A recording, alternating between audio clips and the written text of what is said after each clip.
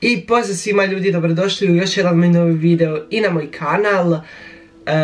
U današnjem videu pričam vam zanimljivosti o Larinom izboru, o popularnoj hrvatskoj seriji tamo negdje prije 10 godina, ajmo reći. Tako da evo, ja se nadam da će vam se ovaj video svidjeti. Puno ste tražili taj video da snimim, pošto se stalno vrti taj Larin izbor negdje. Pa evo, onda sam ja to odlučio da snimim i na TikToku ste mi pisali, na Instagramu i čak sam anketu stavio da ocjenjujete i puno vas je reagiralo da snimam, tako da evo. Možemo krenuti na video. Prije samog videa nabacite like, subscribe-ajte se dolje na kanal da dođemo do 1000 subscribera što prije. I evo ga, možemo krenuti u intro.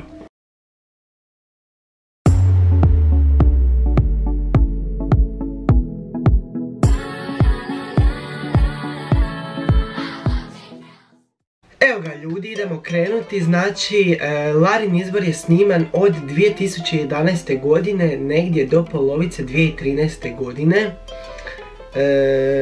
Znači, dosta je to godina prošlo i dosta se godina to snimalo zapravo. Zamislite vi snimati to tolike godine, ono, jako puno uloženog truda, rada, novca, jako puno.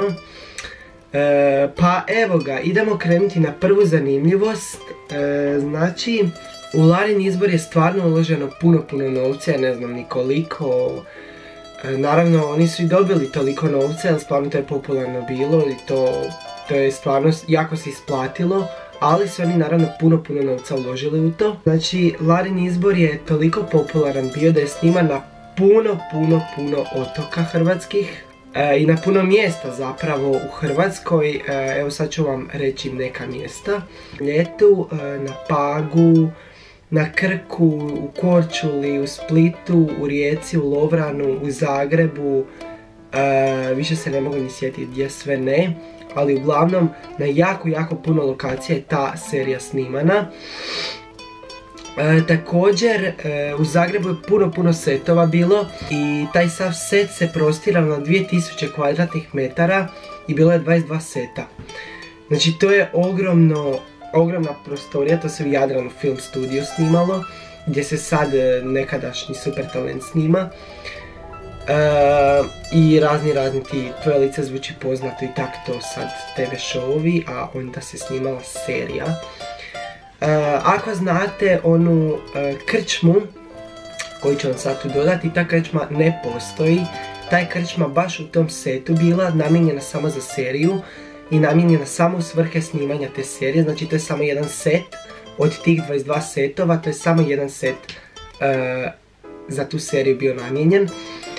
Ali vi možete vidjeti koliko to stvarno izgleda, koliko je to zaista uloženo novaca da se to napravi. To je također puno u Vili Zlatar, onoj puno ovoga unutarnji dijelovi kuće se sve baš održavalo na setovima i puno toga je sve na setovima, tako da zapravo pola toga nije sad u toj Vili Zlatar, to jest u Vili Magnoli pravim imenom, nego sve je to dio seta. Također u seriji se uvijek spominjala Vila Zlatar, da je to sve u Splitu. Zapravo ta sva radnja je kao bila navodno u Splitu, a to zapravo je bilo po cijeloj Hrvatskoj i bilo je i u Zagrebu i zapravo ta vila se ni ne nalazi u Splitu, nego u Lovranu u Istri.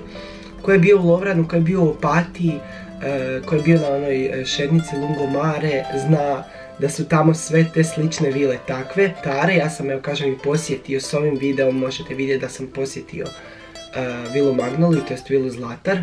Trebali smo mi ući u tu Vilu Zlatar, to jest u Vilu Magnoliju, ali vlasnici vile su nam dan prije napisali da ne možemo ući unutra jer ne primaju vanjske goste, a zbog tih mjera još bolje nas nisu htjeli primiti da se mi tamo slikamo i da mi tamo vam slike ispadnu perfektne, znači predivno.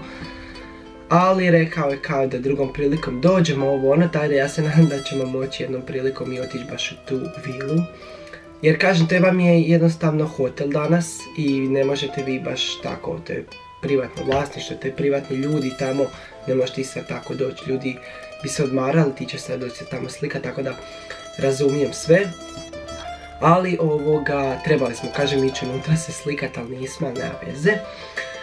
Idemo na sljedeću zanimljivost. Znači na Larinom izboru je glumilo oko 250 glumaca.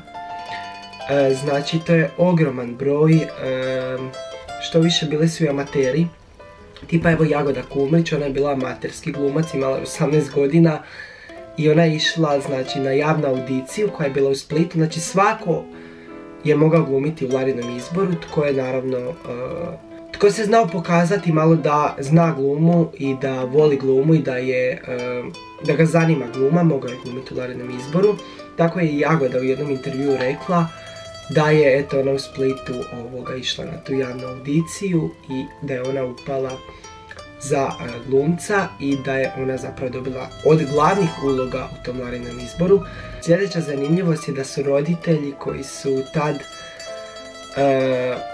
imali djecu davali imena djeci pod likovima iz Larinog izbora. Znači puno djece baš su nazvali po imenima iz Larinog izbora tipa Nikol, Lara, Jakov, Zlaja. Koliko je to bilo ljudi popularno da se to imena davalo djeci po seriji, onda možete misliti koliko je sati, tako da Idemo na sljedeću zanimljivost, a 150 ljudi je radilo iza kamere, znači iza kamere radili su scenaristi, režiseri, producenti, snimatelji, tonci, rasvjeta, mikseri, majstori slike i tona, šminkeri, frizeri, garderobijeri, kostimografi, scenski radnici, scenografi, majstori specijalnih efekata, vozači, kamermani, plus to, znači jako puno ovoga je bilo ljudi.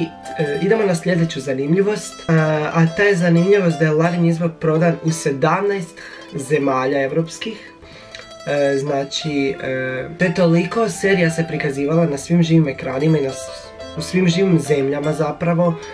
Tako da, živa ludnica doslovno, to je previše popularno bilo u svijetu zapravo, ne samo u Hrvatskoj, nego u svijetu. Tako da, evo ga, ta mislim da se serija jedina proslavila u Hrvatskoj baš stvarno predobro.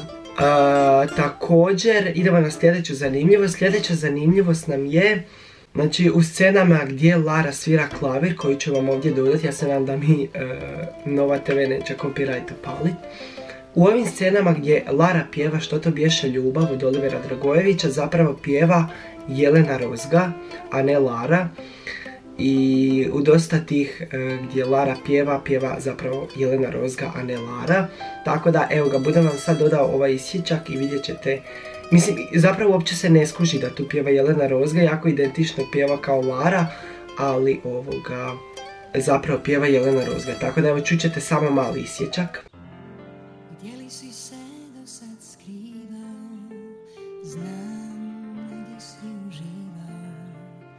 Kada doša, dobrodošla mi, jer jedno za drugo mi smo stvoreni.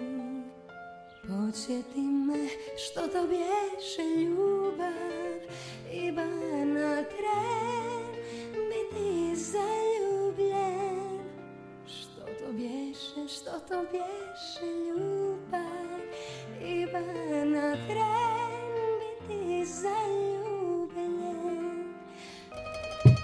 I evo ga ljudi, to je bilo to od ovoga videa, došli smo do kraja videa i izvukao sam sve žive zanimljivosti koje sam mogao.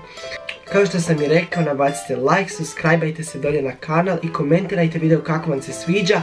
I ako vam se sviđa ovo, pišite mi dolje u komentare da i o drugim možda serijama nekim vašim omiljenim radim te neke zanimljivosti koje možda niste znali.